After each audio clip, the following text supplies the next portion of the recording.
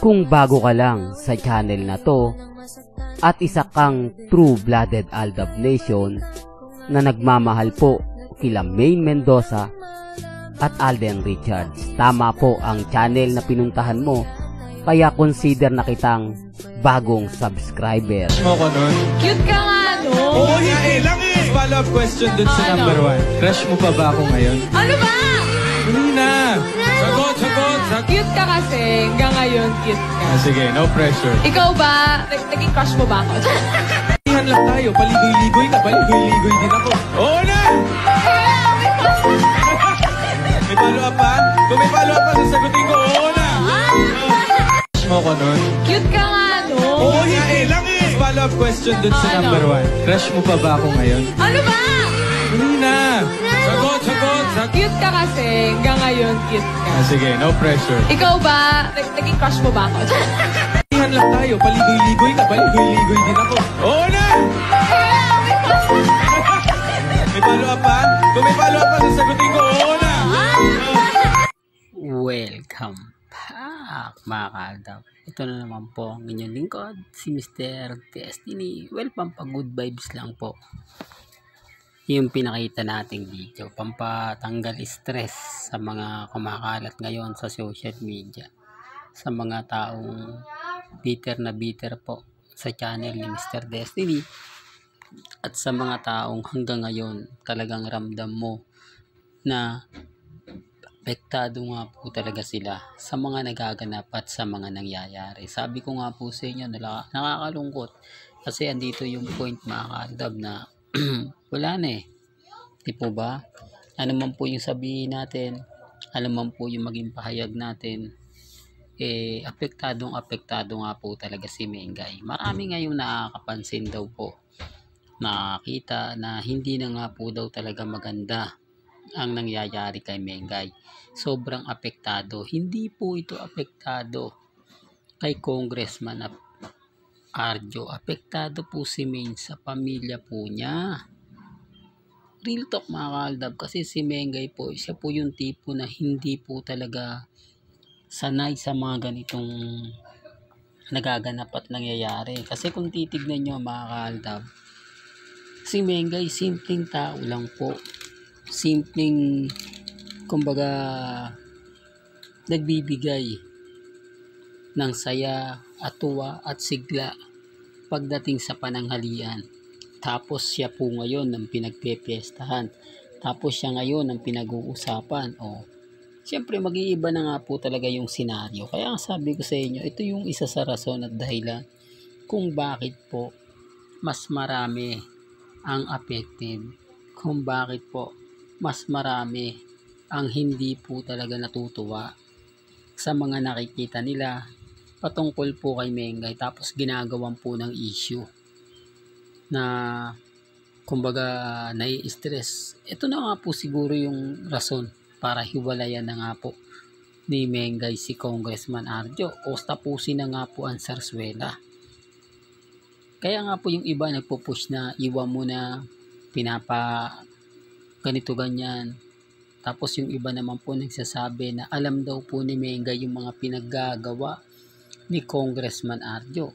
Imposible daw po siyang walang alam kung saan napunta o saan nanggaling ang yaman o biglang yaman ng pamilya Atayde. Saan ka naman kasi makakita na ang singlaki ng mall ang pinagagawang bahay at fifth floor pa? Doon pa lang po mapapaisip na po kayo. Di po ba? Kaya sabi ko sa inyo, walang alam si Mengay. Nalulungkot lang po si Mengay dahil sa pamilya niya nadadamay. Sinasabing mamahaling regalo. At yung bahay nga po raw na pinagagawa o pinagawa ni Mengay ng pamilya niya sa Bulacan, si Congressman Arjo daw po lahat ang may gastos. Sino ba naman po yung hindi may stress?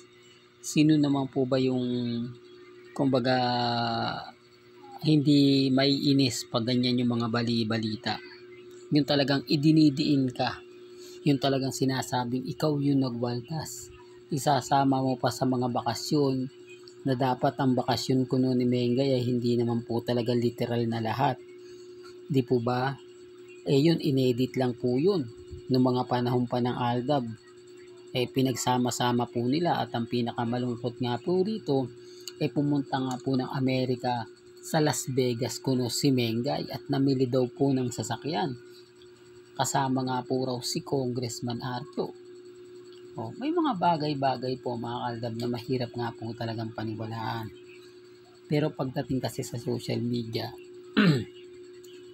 talaga naman pong makikita ninyo, mapapanood ninyo, mapapakinggan po ninyo. Kayo na po makapagsasabi, kayo na po makapagpapatunay kung gaano nga po ba katindi o kung gaano nga po ba ka-literal yung mga nagaganap at nangyayari.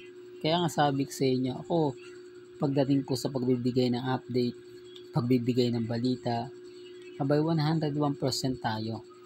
101% tayo na kumbaga alam na natin yung mga nangyayari at nagaganap. Alam natin na pagdating po kila Mengay at kay Alden, at talaga naman pong hindi po may kakaila. Gaya po ngayon, masayang-masaya tayo. Masayang-masaya tayo dahil nakikita natin yung saya at sigla kay Alden Richards ngayon. Kaya lang syempre, normal lang po na binabati ko siya. Normal lang po na may masasabi at talagang mapapaisip po kayo. Normal lang po na yung iba magre-react, yung iba magkokomento ng keso ganito, keso ganyan.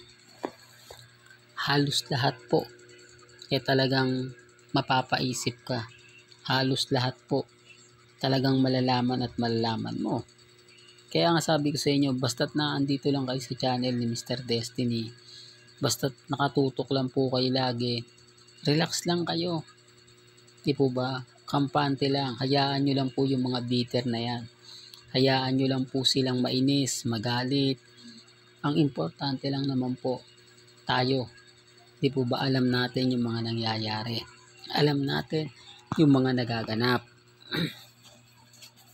Alam natin na wala po talagang kasalanan si Maine. Alam natin na ginamit lang po si Maine Polkerson ng mga taong kumbaga literal na nagpapaasa.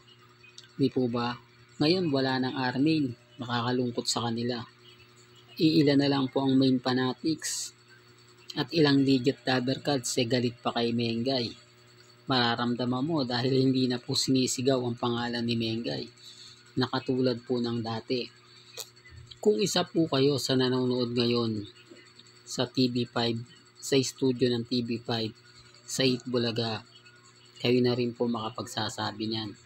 Kayo na rin po makapagpapatunay niyan. Kayo na rin po ang huhusga kung totoo nga po ba o hindi yung sinasabi ni Mr. Destiny. Kung fake news lang po ba o totoo. Kasi ako, gaya na sinabi ko sa inyo, mas matindi po yung pakiramdam natin. Mas marami po tayong alam. Mas marami po tayong mga kaibigan na handang tumulong po sa atin. Makapagbigay lang ng update. Makapagbigay lang po ng mga kaganapan. Bagamat marami pong mga kwento yung sinasabi nila na kumbaga ganito, ganyan, etc. etc. Bago po kayo maniwala at bago nyo po tignan o paniwalaan yung mga sinasabi nila, mag-imbestiga po muna kayo. Doon kasi malalaman nyo kung sino nga po ba talaga yung totoo at yung sino yung fake news. Sa ngayon kasi wala po talagang kakampi si Maine Polkerson sa Itbulaga. Maliban lang po yung mga legit Dabbercats na kasama niya sina Jose, Wally, pero yung mga nasa loob at nanonood, galit po ang pinapakita nila. Yung mga komento nila na bakit nandiyan pa yan? Ang kapal naman ng mukha, nagagawa niya pang humarap sa telebisyon. Gayong ang asawa niya magnanakaw. Hindi lang magnanakaw, talamak na magnanakaw. Di po ba? Medyo masakit yun. Pero gaya na sinabi ko, may kanya-kanya tayong opinyon. May kanya-kanya tayong pananaw. Depende na lang po ito sa mga tao magre-react at magkokomento. Hanggang dito na lang po.